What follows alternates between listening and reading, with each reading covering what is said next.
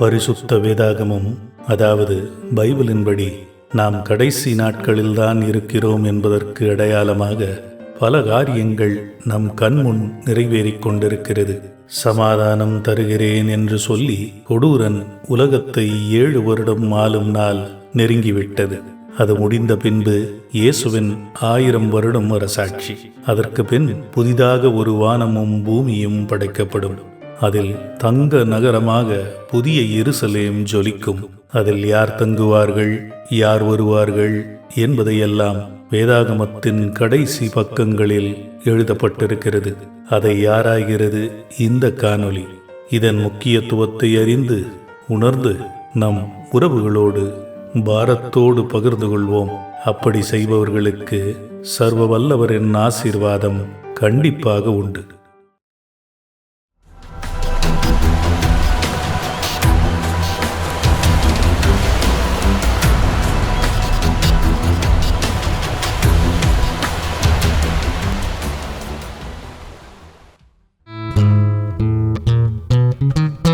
Welcome back to episode 55, the book of revelation. வெளிப்படுத்துதல் 22ஆம் அதிகாரம், முதல் பாகம். இந்த அதிகாரத்தை 2 பாகங்களாக நான் பிரிக்கிறேன். இன்று நாம் பார்க்க போகும் முதல் பாகத்தில் முதல் 9 வசனங்கள். இதில் தங்க நகரத்தில் வழிந்தோடும் நதியும் நித்திய ஜீவன் அளிக்கும் மரமும். கடைசியில் ஒரு சர்ப்ரைஸ் இருக்கு, வெயிட் பண்ணுங்க. 2ஆம் பாகத்தில் பார்க்க போவது 10 முதல் 21ஆம் வசனம். இயேசுவின் கடைசி வார்த்தைகள், யோவானின் கடைசி வார்த்தைகள் மற்றும் எச்சரிப்பு. முடிவில் ஒரு நல்லாசி இருக்கிறது. வெளிப்படுத்துதல் 22ஆம் அதிகாரம், முதல் வசனம். பின்பு தேவன் மற்றும் ஆட்டுக்குட்டியின் சிங்காசனத்தில் இருந்து வரும் பளிங்கு போன்ற பிரகாசமான ஜீவ தண்ணீருள்ள நதியை எனக்கு காட்டினார். வாட்டர் ஆஃப் லைஃப் என்று யோவான் எழுதியிருக்கிறார். தண்ணீரை குறித்து அதிகமாக எழுதியது என்றால் அது யோவானாகத்தான் இருக்க முடியும். ஒரு சின்ன உதாரணம். யோவான் எழுதிய நற்செய்தியில் முதல் அதிகாரத்தில் யோவான் ஸ்நானன், நானோ தண்ணீரினால் ஞானஸ்தானம் கொடுக்கிறேன், இயேசுவோ பரிசுத்த ஆவியினால் கொடுப்பார் என்று கூறியிருந்தார். 2ஆம் அதிகாரத்தில் தண்ணீர் திராட்சை ரசமாக மாற்றப்பட்டது. 3ஆம் அதிகாரத்தில் இயேசு கிறிஸ்து நிக்கோதேமுவிடம் பரலோக ராஜ்யம் செல்வதற்கு மனிதன் தண்ணீரினாலும் ஆவியினாலும் பிறக்க வேண்டும் என்று கூறினார். அதுவே 4ஆம் அதிகாரத்தில் சமாரிய பெண்ணும் இயேசுவும், நான் கொடுக்கும் தண்ணீரை குடித்தால் உனக்கு தாகமே வராது. 5ஆம் அதிகாரம், இயேசு பெதஸ்தா குளத்தில் அருகில் இருந்தவனை குணப்படுத்தினார். 6ஆம் அதிகாரம், ஜீவ அப்பம் குறித்த வசனங்கள். அதில் இந்த வசனமும் அடங்கும். ஒரு சின்ன வாக்கியம் பாருங்க. என்னை நம்புகிறவனுக்கு சதாகாலமும் தாகம் வராது. 7ஆம் அதிகாரம் மிக முக்கியமானது. கூடாரப் பண்டிகையும் இயேசுவின் போதனையும். கூடாரப் பண்டிகையின் கடைசி நாளன்று தாகமாயிருக்கிறவன் என்னிடம் வரட்டும், நான் அவனுக்கு புரண்டோடும் ஜீவநீர் அளிப்பேன் என்று இயேசு கூறினார். இது இயேசு கிறிஸ்து மகிமை அடைந்த பின்பு தேற்றரவாளரான பரிசுத்த ஆவியானவர் அருளப்படுவதை குறித்தது. அதாவது நித்திய ஜீவன் வேண்டுமென்றால் இயேசுவிடம் செல்ல வேண்டும். சென்றால் பரிசுத்த ஆவியானவர் ஜீவனை கொடுப்பார். யாரு? பரிசுத்த ஆவியானவர். ஆதியாகமம் 1ஆம் அதிகாரம் 2ஆம் வசனம். அங்கேயும் ஒரு கனெக்ட் ஆகுது பாருங்க. தேவ ஆவியானவர் தண்ணீரின் மேல் அசைவாடிக் கொண்டிருக்கிறார். யோவான் 13ஆம் அதிகாரம் 5ஆம் வசனம். பின்பு பாத்திரத்தில் தண்ணீரை ஊற்றி சீடர்களுடைய கால்களை கழுவவும் தாம் கட்டிக்கொண்டிருந்த துண்டால் துடைக்கவும் தொடங்கினார். பழைய ஏற்பாட்டில் பல வசனங்கள் உள்ளது. ஒரே ஒரு வசனம் மட்டும் உங்கள் கவனத்திற்கு. சங்கீதம் 36:8. உமது பேரின்ப நதியினால் அவர்கள் தாகத்தை தீர்க்கிறீர். ஸோ மொத்தத்தில் வாட்டர் என்ற எலமெண்ட்டை ஜாஸ்தி பயன்படுத்தியிருக்கிறது யோவான். 2ஆம் வசனம். அதன் வீதியின் நடுவில் நதியின் இருபுறமும் 12 விதமான கனி தரும் ஜீவமரம் இருந்தது. அது மாதந்தோறும் தன் கனிகளை கொடுக்கும். அந்த மரத்தின் இலைகள் தேசங்களின் நலனுக்காக இருந்தன. பல காரியங்களை ஒரே வசனத்தில் கூறியிருக்கிறார் யோவான். இதை சற்று ஆராயலாம். நித்திய ஜீவ கனி தரும் மரம் ஏதேன் தோட்டத்தில் இருந்தது. ஆதாம் ஏவாள் பாவம் செய்த பின்பு ஏதேன் தோட்டத்தில் இருந்த கனியை அவர்கள் உண்டால் நித்திய ஜீவனை பெற்றுவிடுவார்கள். அதை அவர்கள் செய்வதற்கு முன்பே அவர்கள் இருவரும் தோட்டத்தில் இருந்து தண்டனை அறிவிக்கப்பட்ட பின்பு துரத்தி விடப்பட்டார்கள். ஆனால் புதிய எருசலேமிலிருந்து நாம் நித்தியத்திற்கும் விலகமாட்டோம் என்று வாக்களிக்கப்பட்டிருக்கிறது. கண்ணீர் இல்லை, கவலை இல்லை. சில முக்கியமான காரியங்கள் உங்கள் கவனத்திற்கு. இந்த இடத்துல யார் யாருங்க இருக்கிறா? சிங்காசனம் இருக்கிறது. அதில் பிதாவும் யெஷுவா என்கிற இயேசுவும். ஏற்கனவே என்ன பார்த்திருந்தோம்? வீதி முழுவதும் தங்க நகரமாக இருந்தது. இங்க என்ன போட்டிருக்கிறாரு? அதன் மீது நதி பாய்கிறது, கண்ணாடி போல் இருக்கிறது. முதல் வசனத்திலே நம்ம பார்த்தோம். இந்த ஜீவநீர் என்பது பரிசுத்த ஆவியானவரை குறிப்பது என்று டைரக்டாவே வசனத்தில் இருக்கிறது. அடுத்து, நதியின் ஓரத்தில் 12 விதமான ஜீவ கனி தரும் மரம். இது ஒன்றா அல்லது 12ஆ? ஏன் சொல்றேன்னா, 12 வகையான பழங்கள். சில ஸ்காலர்ஸ் என்ன சொல்றாங்க, ஒரே மரத்திலிருந்து 12 விதமான கனிகள் வருகிறது. எனக்கு என்னவோ அதில் உடன்பாடு இல்லை. ஏன்னா விதைகளை கலக்கக்கூடாது என்று மிகவும் தெளிவாக எழுதப்பட்டிருக்கிறது. அப்படியென்றால் இது ஒருவேளை 12 விதமான கனி தரும் மரங்களாக இருக்கலாம். அடுத்து, ஒவ்வொரு மாதமும் கனி. நகரத்திற்குள் நேரம் இருக்கிறது. யாவே நேரத்திற்கு உட்பட்டவர் இல்லையே. இதோ ஒரு விதத்தில் நேரம் என்பது இருக்கிறது. ஒவ்வொரு மாதமும் கனி தரும். ஆனால் இது யாருக்கு என்பதை யோவான் இந்த இடத்தில் எழுதவில்லை. கடைசியாக பாருங்க, மரத்தின் இலைகள் தேசங்களின் நலனுக்காக அல்லது குணப்படுத்துதலுக்காக. இங்கிலீஷில் எப்படி போட்டிருக்கு? The leaves of the tree were for the healing of the nations. இலைகள் மூலிகை மருந்து என்று சொல்லக்கூடிய போதகர்களும் உண்டு. நான் சற்று வித்தியாசமான கோணத்தில் இதை பார்க்கிறேன். யோவான் இதை எழுதும் பொழுது என்ன சிச்சுவேஷன்க? கொய்னே கிரீக்ல எழுதியிருக்கிறார். இந்த கொய்னே கிரீக் என்பது கிறிஸ்து பிறப்பதற்கு 4 நூற்றாண்டுகளுக்கு முன்பே இருந்தது. அவர் இறந்து உயிர்த்தெழுந்த பின்பு ஒரு 600 ஆண்டு காலம் இருந்தது. இந்த காலத்தில் எழுதப்பட்டதுதான் சப்டூஜன் பைபிள். 285 BC to 270 BC. எழுதியது யாரு? யூத வல்லுனர்கள், ஸ்கிரைப்ஸ். இந்த வார்த்தை கிரேக்க மொழியில் யோவான் பயன்படுத்தியிருக்கிறது, தெரப்பியா. இதே வார்த்தை கிரேக்க மொழியில் எழுதப்பட்ட பழைய ஏற்பாட்டில் வருகிறது. அது ஆதியாகமம் 45ஆம் அதிகாரம் 16ஆம் வசனம். யோசேப்பின் சகோதரர்கள் வந்தார்கள் என்ற செய்தி பார்வோன் அரண்மனையில் பரவிய போது பார்வோனும் அவனுடைய வேலைக்காரர்களும் சந்தோஷம் அல்லது மனநிறைவு அடைந்தார்கள்.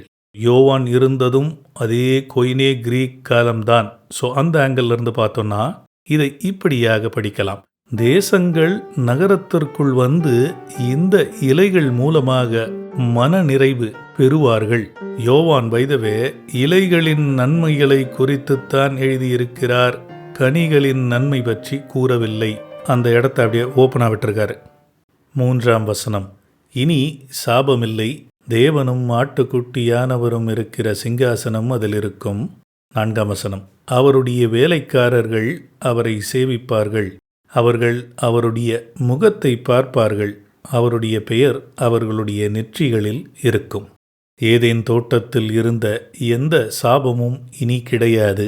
உதாரணத்திற்கு, மனிதனின் வீணான உழைப்பு, பெண்களின் பிரசவ வலி, இயற்கையிற்கு வந்த சாபம், இதெல்லாம் தூக்கி எறியப்பட்டு விட்டது.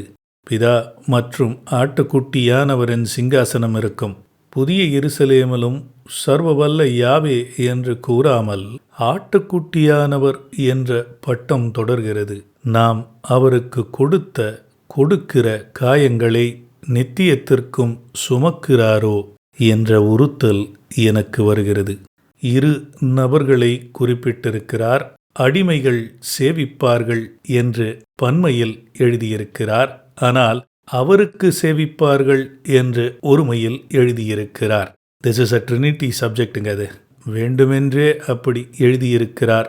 சிந்தியுங்கள், தியானியுங்கள். ஒன்று உறுதி, ஏதோ ஒரு பணி நமக்காக காத்து கொண்டிருக்கிறது. அவரை முகமுகமாய் தரிசித்த வண்ணமாகவே நாம் அதை செய்ய போகிறோம். சூப்பர்ல அது. இது சொன்னதுமே எனக்கு நினைவுக்கு வருவது இயேசு கிறிஸ்து சொன்ன பிதாவை ஒருவனும் கண்டதில்லை. அப்படியென்றால் மோசே, தானியேல் மற்றும் பவுல் இவர்கள் எல்லோரும் மங்கலான உருவத்தை தான் பார்த்திருக்கிறார்கள். ஆனால் முழுமையாய் மகிமையின் சரீரம் பெற்ற பின்பு பார்க்க போகிறோம். 1 கொரிந்தியர் 13:12, தானியேல் 7ஆம் அதிகாரம், இதெல்லாம் கிராஸ் ரெஃபரன்ஸ். ரொம்ப பியூட்டிஃபுல்லான ஒரு வசனம் என்றால் யோபு 19:26, என் தோல் அழுகிய பின்பு என் சரீரத்தில் தேவனை தரிசிப்பேன் என்று கூறினார். அடுத்து இந்த அடையாளம் போடுவது மார்க். எசேக்கியேல் 9:4, யாவே அவனை நோக்கி, நீ எருசலேம் நகரம் எங்கும் சுற்றி வந்து அதற்குள் செய்யப்படுகிற எல்லா அருவருப்புகளுக்காக பெருமூச்சு விட்டு அழுகிற மனிதர்களின் நெற்றிகளில் அடையாளம் போடு என்றார். ஒன்று நல்லா நோட் பண்ணுங்க, உங்களால் எதுவுமே செய்ய முடியல, ஆனால் ஒரு தவறு நடக்கிறதே யாவேவிற்கு எதிராக என்று சொல்லி நீங்கள் வருத்தப்பட்டு பாரத்தோடு ஜெபித்தால் என்றாலே உங்கள் மீதும் முத்திரை போடப்படுகிறது. நீங்கள் அவருடைய கோபத்திற்கு ஆளாக மாட்டீர்கள் என்பதை மிக தெளிவாக இந்த வசனம் காட்டுகிறது. இந்த புத்தகத்தில் 7ஆம் அதிகாரம் 3ஆம் வசனத்தில் என்ன பார்த்தோம்? அடிமைகளை முத்திரை போடும் வரை பூமியை சேதப்படுத்தாதே கட்டளை வந்தது. பைதவே, அப்போஸ்தலராகிய பவுல் இப்படியாக எழுதியிருக்கிறார், நாமும் பரிசுத்த ஆவியினால் முத்திரை போடப்பட்டிருக்கிறோம். This is applicable for all the born again children of Yahweh. 5ஆம் வசனம், அங்கு இனி இரவு இருக்காது, விளக்கும் சூரியனுடைய வெளிச்சமும் அவர்களுக்கு வேண்டியதில்லை. தேவனாகிய கர்த்தாவே அவர்கள் மேல் பிரகாசிப்பார், அவர்கள் சதாகாலமும் அரசாளுவார்கள். நகரத்திற்குள் இரவு இல்லை என்று தான் யோவான் எழுதியிருக்கிறார். சூரியனின் ஒளி அவசியமில்லை என்பதெல்லாம் நகரத்திற்கு தான் பொருந்தும். அவுட்சைட் டீட்டெயில்ஸை யோவான் முழுமையாக எழுதவில்லை.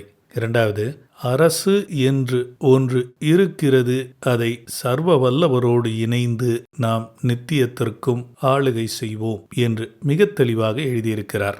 பை த வே, இதெல்லாம் இயேசு கிறிஸ்து கொடுத்த ப்ராமிஸ்லேயே இருக்கு. Revelation chapter 2 and 3. நாம் கர்த்தருக்கென்று செய்யக்கூடிய ஒவ்வொரு காரியத்திற்கும் பலனுண்டு. இந்த வாழ்க்கையிற்கும் நித்திய வாழ்க்கையிற்கும் தொடர்பு உண்டு. நற்செய்தி பகிர கிடைக்கும் வாய்ப்பை நழுவவிட்டு பின்பு வருத்தப்பட்டு பலனில்லை. இன்றைக்கே விதையுங்கள், பலனுக்காய் காத்திருங்கள். கர்த்தரின் ஒளி நம் மீது பிரகாசிக்கும் என்பது ஞான ஒளியை குறிக்கும். இங்கிலீஷில் என்லைட்டன் என்ற வார்த்தை தான் பயன்படுத்தப்பட்டிருக்கிறது.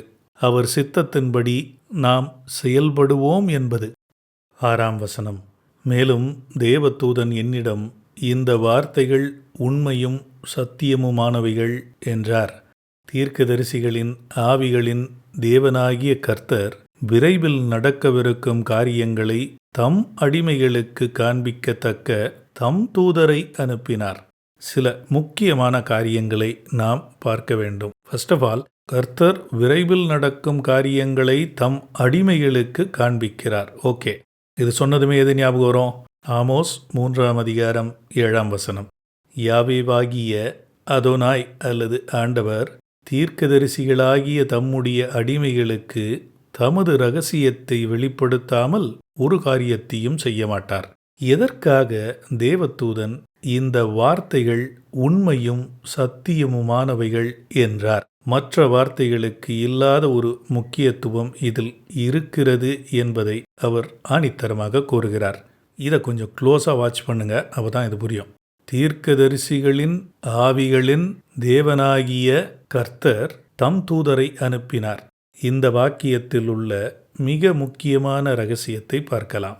யோவான் 4ஆம் அதிகாரத்திலிருந்து இந்த புத்தகத்தை எழுதிய ஸ்டைல் ஓல்ட் டெஸ்டமென்ட் ஸ்டைல். இதை நான் பல முறை சொல்லியிருக்கேன். ஸோ அந்த ஆங்கிள் இருந்து பார்த்தீங்கன்னா தி லார்ட் டெஃபினட் ஆர்டிகளோடு எழுதப்பட்டிருக்கிறது. அப்படி என்றால் யாவே. தி காட் அப்படி என்றால் Elohim. Spirits of the prophets, ஆவிகள் என்று பன்மையில் எழுதியிருக்கிறார். தீர்க்கதரிசிகள் என்று பன்மையில் எழுதியிருக்கிறார். ஸோ இந்த தூதன் என்ன சொல்றாரு? தீர்க்கதரிசிகளுக்கு ஆவிகளை அனுப்பிய எலோஹீமாகிய யாவேதான் என்னையும் அனுப்பினார். ஓகே, இப்போ இதை நோட் பண்ணுங்க. வெளிப்படுத்துதல் 22:16, அதாவது இதே அதிகாரம்தான். இயேசுவாகிய நான் ஜீசஸ் என் தூதனை அனுப்பினேன்.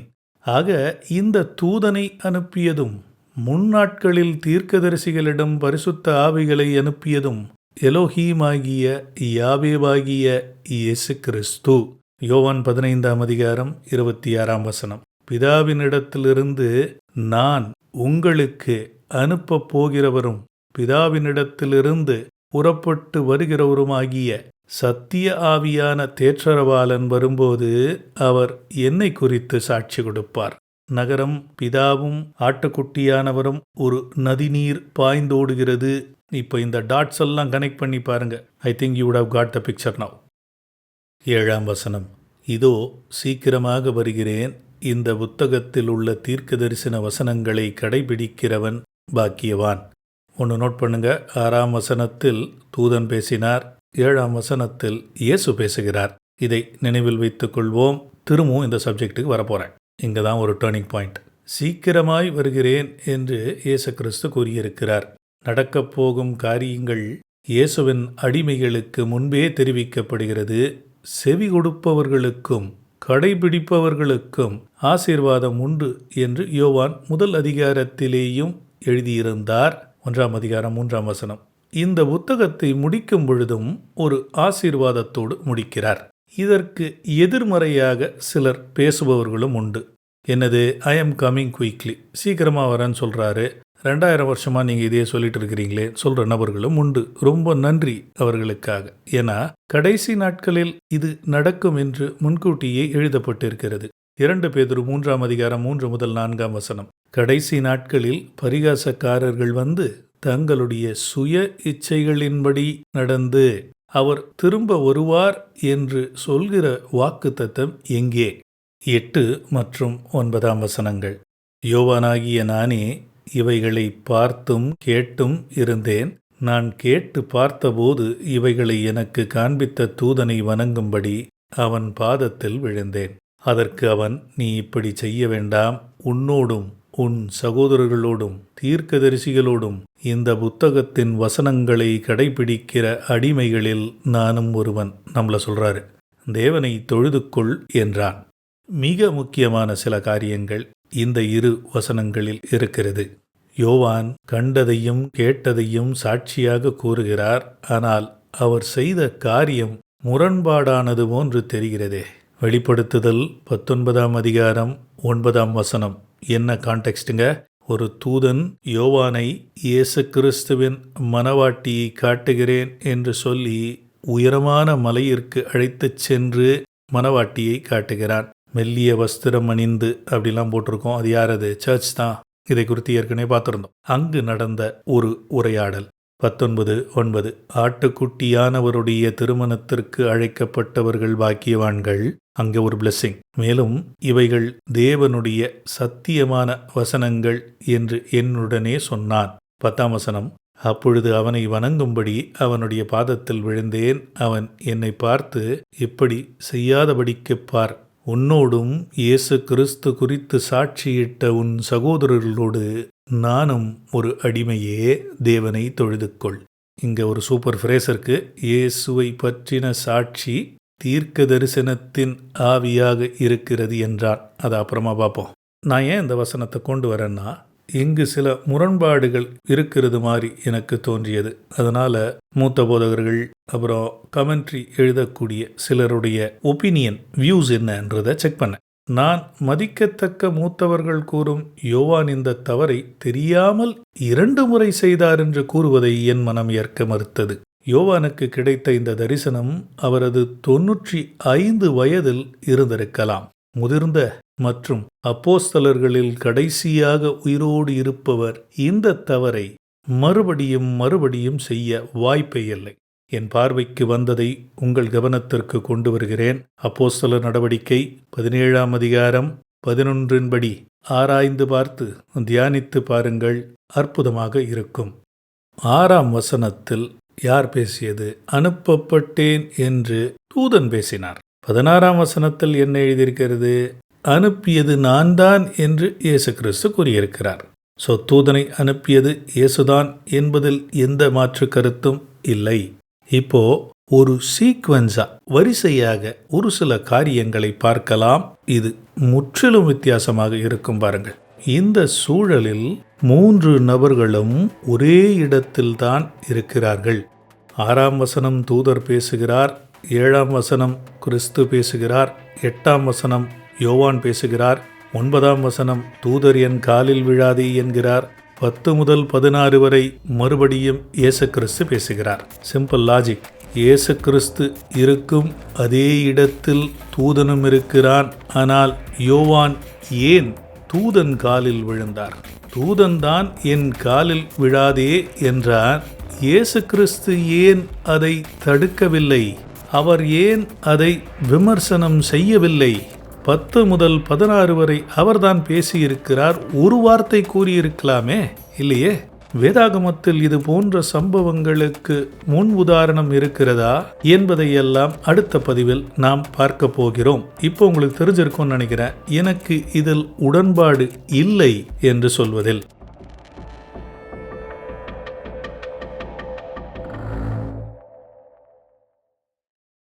கடைசியாக ஒரு சில வார்த்தைகள். இந்த பதிவு முழுமையடையவில்லை என்று நீங்கள் கருதினால் நீங்கள் என் பக்கத்தில் தான் இருக்கிறீர்கள்.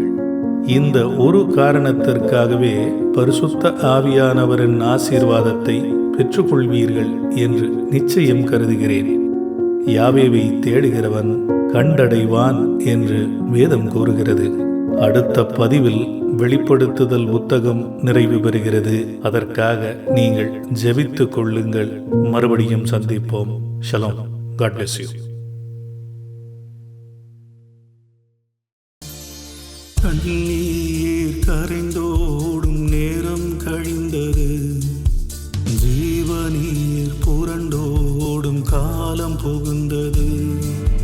கண்ணீர் கரைந்தோடும் நேரம் கழிந்தது, ஜீவநீர் புரண்டோடும் காலம் புகுந்தது. தனனான தனனான தனனான